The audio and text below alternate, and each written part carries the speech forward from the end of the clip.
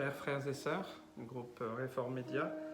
J'aimerais continuer donc cette réflexion toute simple à partir de la parole de Dieu sur la persécution qui est déjà là, c'est à l'avenir, mais pas qui sortira de ma tête, mais de la base de la parole de Dieu. J'aimerais qu'on puisse lire l'évangile de Matthieu, toujours comme les dernières fois, et le chapitre 24, et je lirai à partir du verset 5.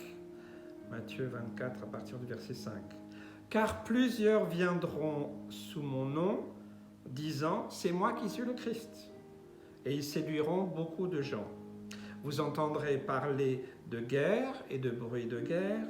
Gardez-vous d'être troublés, car il faut que ces choses arrivent, mais ce ne sera pas encore la fin. Une nation s'élèvera contre une nation, et un royaume contre un royaume. Et il y aura en divers lieux des famines et des tremblements de terre.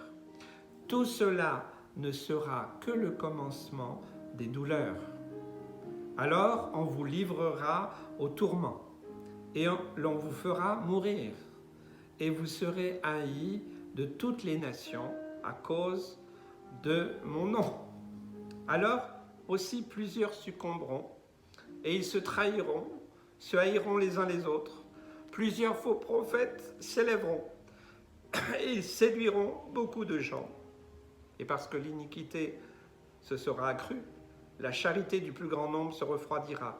Mais celui qui persévérera jusqu'à la fin sera sauvé.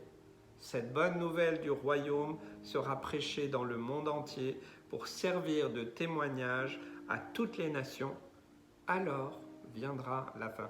On a plein d'indications. Déjà de ce que j'ai pu vous partager les dernières fois, voilà, sur le fait d'être haï, d'être dénoncé, d'être outragé, de devoir fuir et tout ça, mais et certains de mourir. Ok, mais là il y a un autre aspect.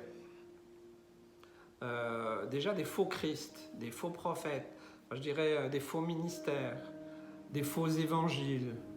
Vous savez, l'évangile de la prospérité, pendant des décennies, elle a fait des dégâts. Moi, je suis totalement contre ça. Ce n'est pas du tout la parole de Dieu. Bien qu'il y ait une bénédiction et qu'il y ait réellement une bénédiction dans tous les sens du terme dans la parole de Dieu, mais pas comme un système, pas comme un truc, pas comme voilà, tu donnes ça et puis tu vas avoir ça, pas une espèce de calcul, pas du tout. Mais donc tous ces faux évangiles, tous ces faux ministères, même certains, je regardais une vidéo cette semaine, quelqu'un en Afrique qui disait « Je suis Dieu ». Et combien se sont déclarés être Jésus-Christ?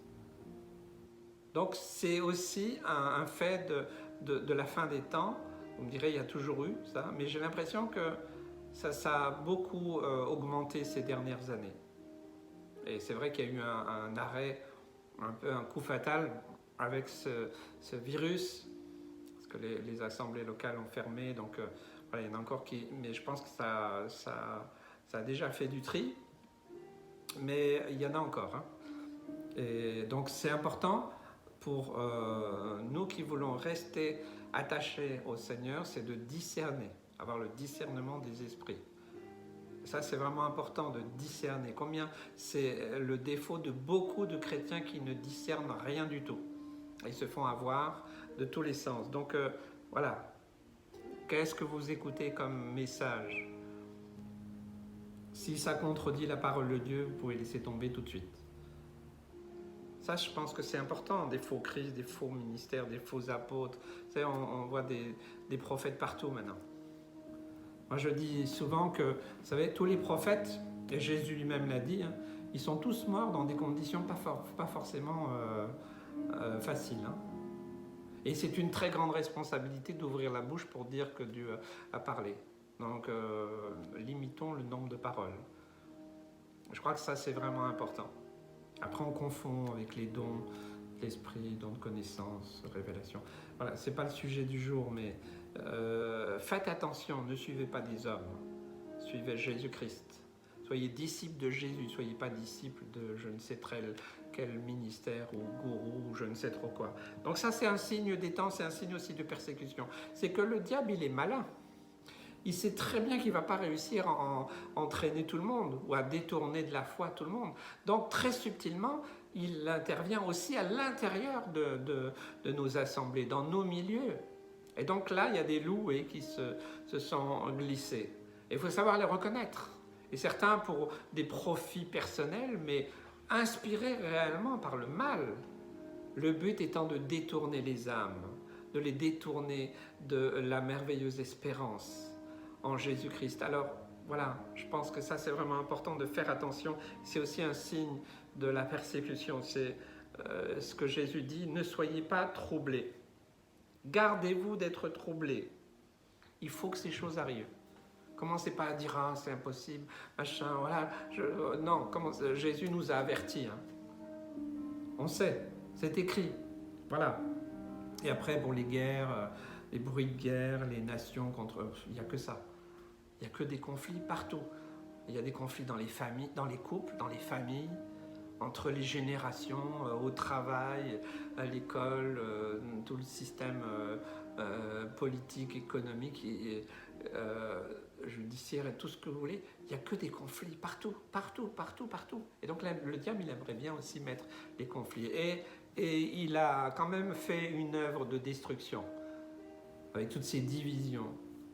Tous ces gens qui veulent seulement avoir raison. Donc ça, c'est vraiment sa patte. Hein. Je prie souvent pour ces gens parce qu'ils ont été entraînés malgré eux. Et je prie pour que le Seigneur vraiment les ramène. Parce que c'est possible. On peut faire des erreurs. Moi aussi, j'ai fait des erreurs. J'ai pris des mauvais partis des fois. Et Dieu m'a ramené. Donc il est capable aussi de les ramener. Parce que si je vois bien l'intervention du diable, et vraiment elle est claire. Donc tout ça, toutes ces choses, les famines. Vous savez que la situation économique est telle que la famine est possible. Alors certains se disent, oula, c'est pas de faire des réserves forcément, voilà, parce que je sais que Dieu pourvoira à chaque jour, afin qu'on ne manquera de rien. Ne vous inquiétez de rien. Cherchez premièrement le royaume de Dieu et sa justice. Et toutes ces choses vous seront données par-dessus. Donc on n'a même pas besoin de prier pour ça. À mon avis, c'est déjà prévu. Amen. Donc tout cela n'est que le commencement. Waouh! Qu'est-ce qu'il va y avoir après? Après, c'est la mort, c'est d'être livré, c'est d'être haï. Il y en a plusieurs qui vont succomber, donc il y en a qui vont succomber. Vaudrait mieux pas succomber à tout le plan démoniaque, en étant séduit, en commençant à murmurer, critiquer, juger, condamner, diviser, détruire ou se lancer dans des opérations avec tous ces faux ministères, ces choses, ces faux évangiles. Voilà, attention, on peut tout. Vous savez, ma maman disait, quand le diable ne peut pas t'arrêter, qu'est-ce qu'il fait? Ben, il te pousse. Vas-y, si vous avez une tendance un peu mystique, vas-y. Et je crois que c'est un danger. Il nous faut rester équilibré. C'est Smith Wigglesworth qui disait que le réveil à la fin des temps, et j'y crois, un grand réveil, il viendra quand l'esprit et la parole seront réunis. C'est-à-dire qu'il y a eu beaucoup de mouvements dans l'esprit, mais qui ont été trop loin, et même certains sont vraiment bizarres, et on ne s'y reconnaît pas. Donc ça, c'est déséquilibré. Et puis, il y en a d'autres qui sont restés seulement sur la parole, mais qui ont refusé l'esprit. Donc c'est aussi déséquilibré. Donc vous voyez, la parole de Dieu, c'est l'équilibre. L'équilibre, c'est la parole de Dieu avec l'esprit de Dieu.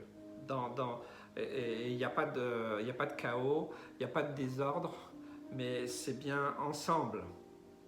Et je crois, vous savez, la limite entre le spirituel et l'occulte, certains n'ont pas pris conscience que ça bascule très vite.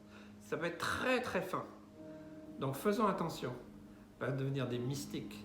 Ne présentons pas l'évangile comme des mystiques, mais nous présentons l'évangile, la parole de Dieu, tout simplement inspirée par l'Esprit de Dieu.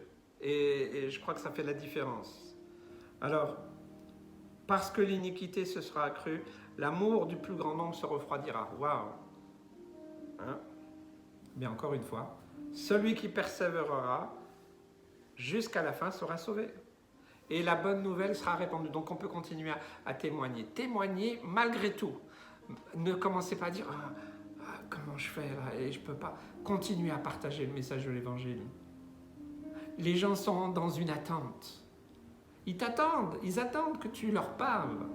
Tout simplement, on ne va pas leur faire une étude biblique. Dis-leur ce que Jésus a fait en toi. Voilà mon frère pour toi aujourd'hui.